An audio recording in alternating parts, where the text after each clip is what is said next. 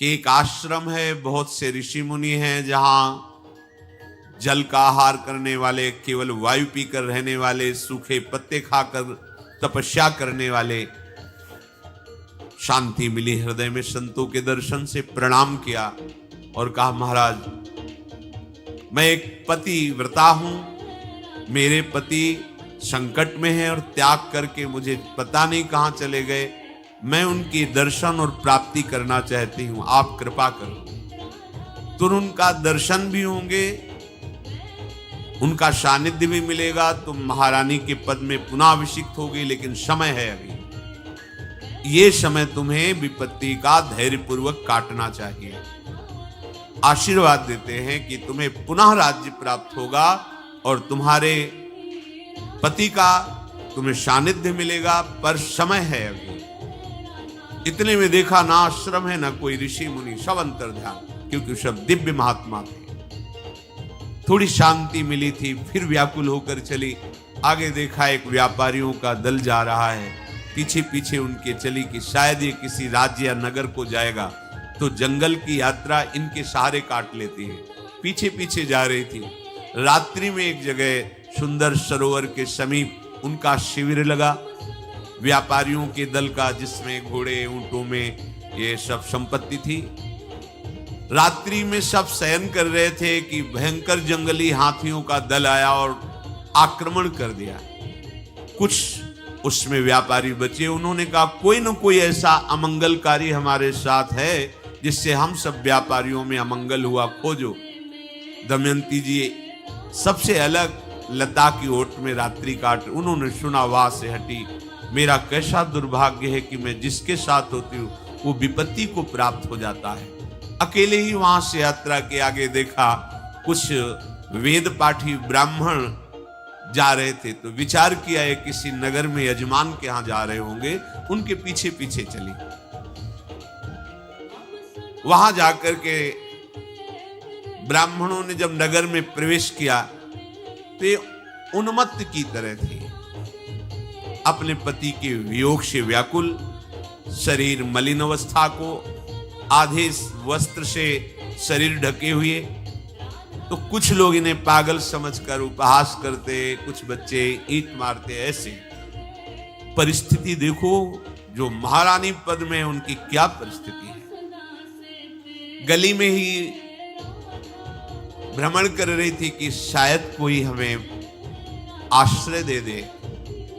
इतने में वहां की जो रानी थी, वयोवृद्धा राजमाता, उन्होंने ऊपर से महल से देखा इतने सर्वांग सुंदरी और ऐसी अवस्था को, और लोग घेरे हुए मानो किसी पागल विक्षिप्त उन्मत्त को।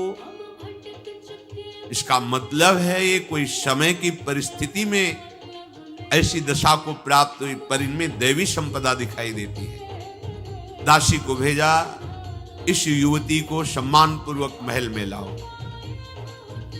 जब सामने आई तो उन्होंने कहा कि देखकर मुझे लग रहा है कि तुम ना विक्षिप्त हो, ना पागल हो, ना ऐसी दशा के लायक हो। तुम कौन हो? उन्होंने अपने भाव को गुप्त करते हुए कहा, महाराज नल जुए में सब कुछ हार चुके हैं और वो जंगल में, वन में निष्कासित कर दिए गए हैं। उनकी रानी भी उनके साथ है, तो हम उनकी सेवा में रहती थी। अब जब राजा ही नहीं तो फिर हमारे आदर कौन करेगा? यदि आप कृपा करें और कुछ समय तक अपने यहां शरण में रख लें, मुझे हर विद्या का ज्ञान है। दासत्व कैसे किया जाता है, पूरी चतुरता है, अर्थात दासी भाव की प्राप्ति पूरी चतुरता है। जो भी आप शिक्षा चाहेंगी, वो जिसको चाहेंगी मैं दूंगी। मुझे समस्त विद्याओं का ज्ञान है, पर मेरी शर्त है, राजमाता अगर ये शर्त स्वीकार कर लो तो मैं आपके यहां रुकूंगी।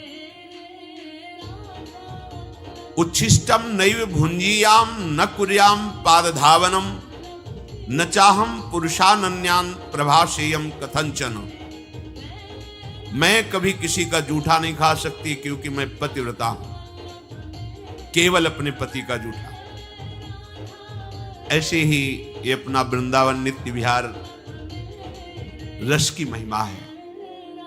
हरिवंश पतिव्रत है जिनके, सुख संपत्ति दंपति जो जिनके। हमारी प्रियाजू का भोग नहीं लगा तो हम जूठन नहीं पा सकते।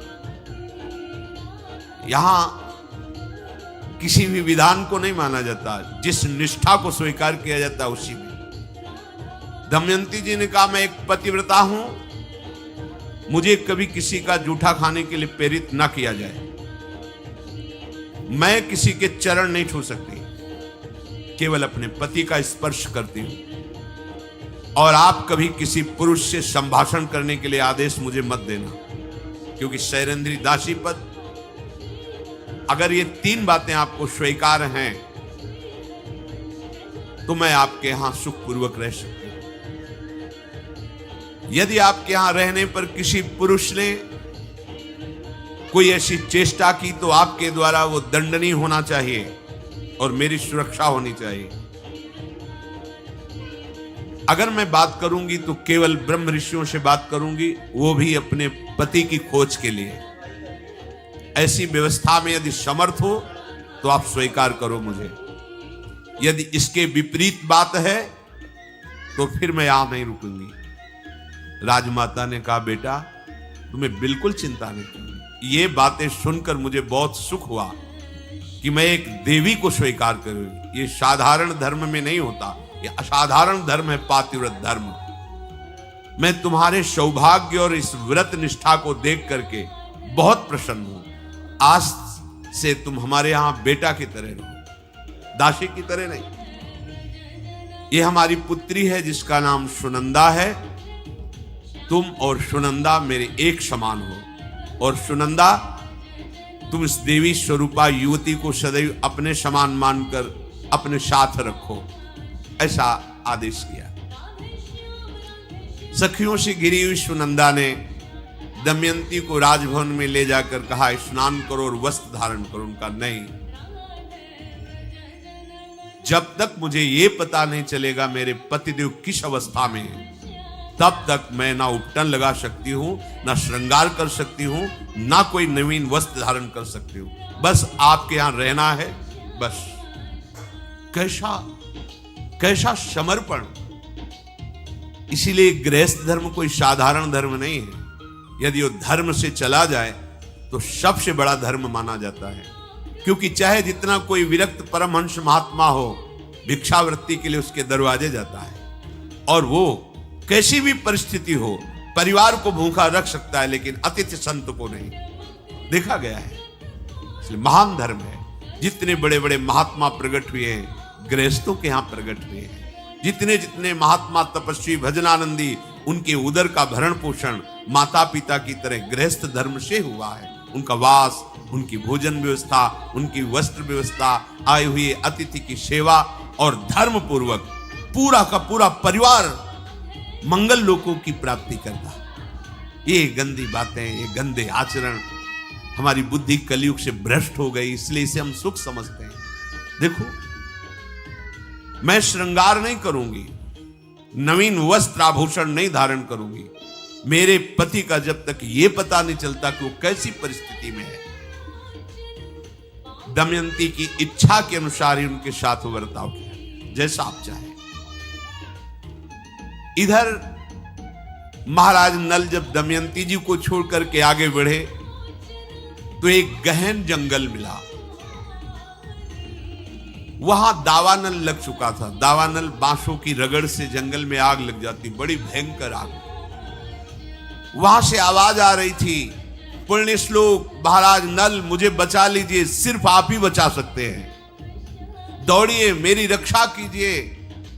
बार बार ये आवाज आ रही थी। राजा नल ने कहा, डरो मत। अग्नि का वरदान था कि चाहे जितनी ज्वाला हो आप प्रवेश करोगे, दाहिका शक्ति जलाएगी नहीं मेरी, और जहां चाहोगे वहां अग्नि प्रकट हो जाएगी। अग्निदेव ने वरदान दिया था। इतना कहकर वो दावानल में प्रवेश कर गए। देखो, ऐसे सामर्थ्यशालियों को भी विपत्ति प्राप्त होती है।